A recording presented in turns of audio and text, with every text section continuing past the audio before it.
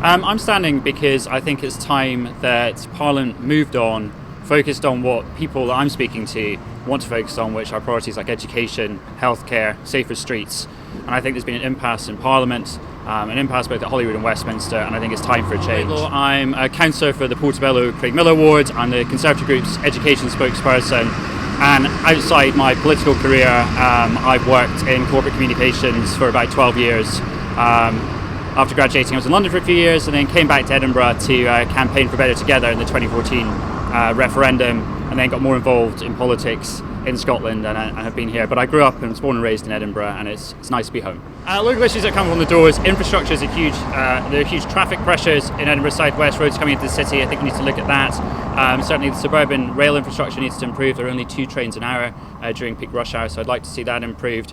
I've fought to keep the South West schools open during that consultation. That comes up. Clearly it's a devolved matter, but funding coming through and filtering into our schools is important to a lot of people.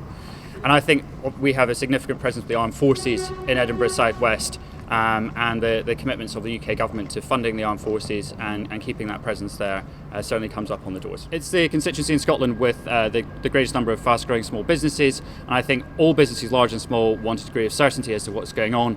So I'm hearing a lot of people saying that they want to move on from the debate around independence, they want to move on from debate around Brexit, they want some certainty as to what's happening so businesses can invest and jobs can be created.